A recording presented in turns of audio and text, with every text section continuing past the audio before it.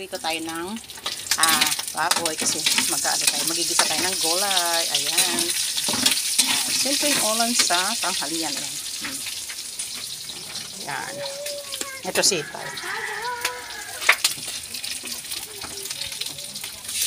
Ayun siya. Na golden brown na siya. Nagayan natin ng toyo. Konti. And then, magic. Bango. Mamango-bango na siya. Mekos-mekos. Memekosen. Ayan.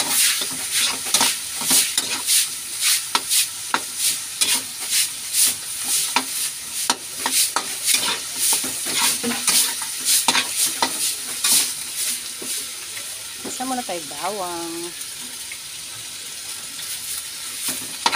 Sabi na muna natin si pork at sibuyas.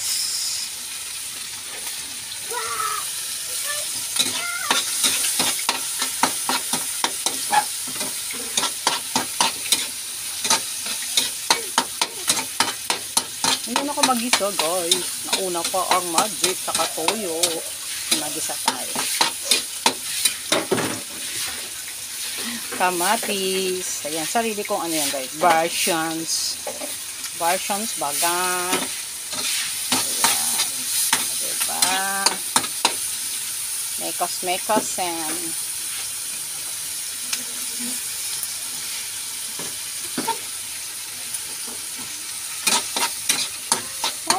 sarap na. Masarap na siya. Ayan, simpleng alam lang yan. Patok sa budget. Diba?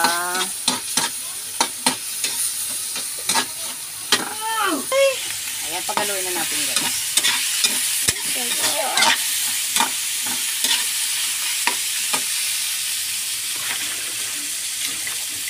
Ayan pa natin ang konting tubig. Yung tubig lang. Para magsilbi siyang paglalambot ng baboy. Pag kumulo yan, gisagay natin yung sitaw. Kasi naprito ko na kasi siya. Medyo malambot na yan. Lagyan natin yung beet cubes. Ang sarap niyan, guys. Napalasa siya. Kasi masarap talaga, guys, pag may gulay ang pagkain natin. Parang dagdag sustansya sa ating katawan. Kaya kailangan natin maggulay kahit minsan lang. Yan, guys, ilagay na natin ang sitaw. Sitaw na makikita sa ating bahay kubo. Ayan, mekos-mekos. Ayan. Ay, sarap. Sarap nito. Hanggang hapunan na namin. Madami din pala nabili.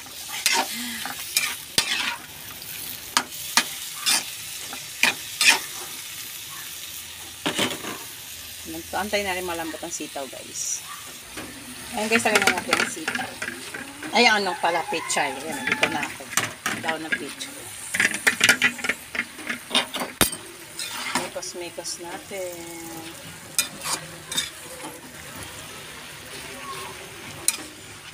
Halo-haloin natin, guys.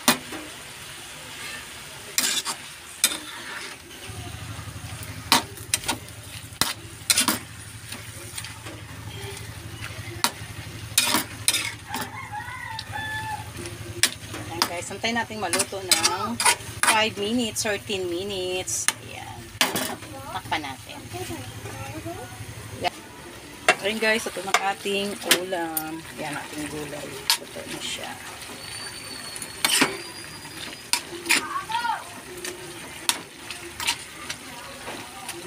Tikman na natin.